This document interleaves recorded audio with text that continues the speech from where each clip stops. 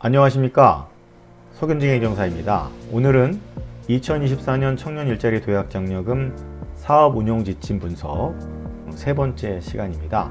오늘 우리가 함께 살펴볼 내용은 청년 일자리 도약 장려금 지원 제외 청년과 그 예외 사항에 대해서 자세히 확인해 보도록 하겠습니다. 네, 보시는 바와 같이 지원 제외 청년 요건은 6가지가 해당됩니다. 6가지 각각의 내용을 살펴보고 그 예외 사항들도 살펴봄으로써 혹여나 청년 일자리 도약 장려금 사업에 참여할 수 있음에도 불구하고 참여하지 못하는 일이 발생하지 않도록 이 내용을 잘 숙지하시면 좋겠습니다. 네, 첫 번째입니다.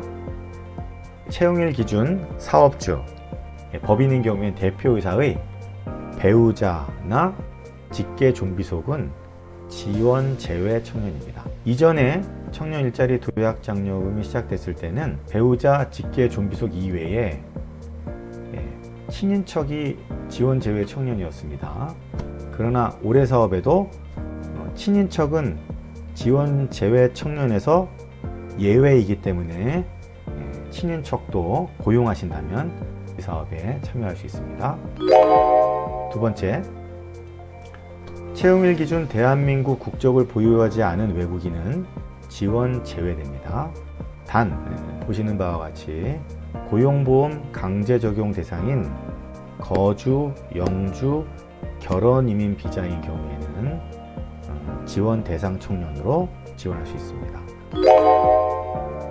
여기서 또 중요한 점 한 가지를 말씀드리죠. 청년 일자리 도약 장려금의 지원 대상 기업은 신청일 이전 1년 평균 고용보험 피보험자 수가 5인 이상인 경우가 원칙입니다. 그런데 혹시라도 외국인을 고용하고 계신다면, 그리고 그 외국인의 비자가 H2 중국 동포이거나 E9 비전문 취업인 경우에 현재 그들은 고용 안정 및 직업 능력 개발 당연 적용자입니다. 그래서 고용보험이 당연 적용으로 가입되어 있습니다.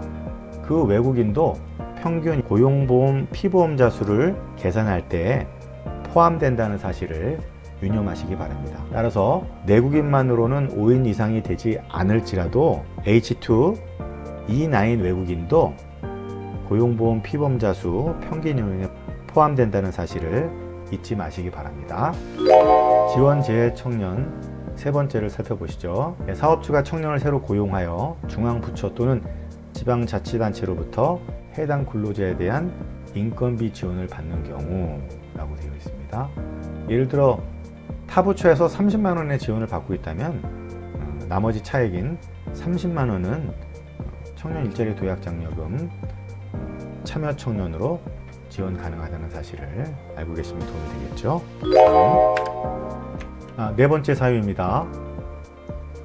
채용일 기준 고등학교 또는 대학 재학, 대학 휴학생들은 지원 제외 청년입니다.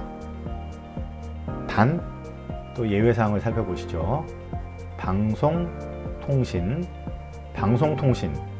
사이버대학, 원격대학, 학점은행제, 야간대학, 그리고 대학원에 재학 중이거나 재직자 단계 일학습 병행제 참여로 대학 재학 중인 자는, 또는 고등학교 졸업 예정자로 마지막 학기 교육과정을 완료한 자의 경우 우리가 이전에 살펴보았던 취업 애로 청년 10가지에 해당한다면 지원이 가능하다는 이야기입니다.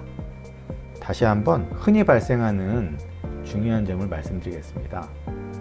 대학 재학이나 대학 휴학생은 다른 요건이 충족해도 지원이 되지 않습니다. 대학원생은 예외로 지원이 가능합니다. 다섯 번째, 신규 채용 직원이 사실상 제외 업종, 소비 향락업이죠. 해당하는 직무를 수행하고 있는 경우에는 지원 제외 청년입니다. 마지막 여섯 번째입니다. 인력 공급업, 경비 경호업, 사업시설 관리 서비스업, 기업의 파견 용역 근로자 등 간접 고용 형태로 채용된 경우에는 지원 제외 청년입니다. 하지만 하단의 내용을 보시죠. 단 해당 기업에서 본사 근무 등 직접 고용 형태로 채용된 근로자는 지원 대상에 포함이 된다는 사실입니다. 네, 이와 같이 오늘은 끝까지 청년 일자리 도약장려금 지원 제외 청년과 그 예외 사항에 대해서 확인하셨습니다. 이 내용이 근본 청년 일자리 도약장려금 사업에 참여하실 계획이 있는 사업자에게 도움이 되었으면 좋겠습니다. 이 내용과 관련돼서 궁금한 점이나 보다 자세한 점을 알고 싶다면 하단의 댓글에서 상담 신청을 해주시면 친절하게 안내해 드리겠습니다. 네, 감사합니다.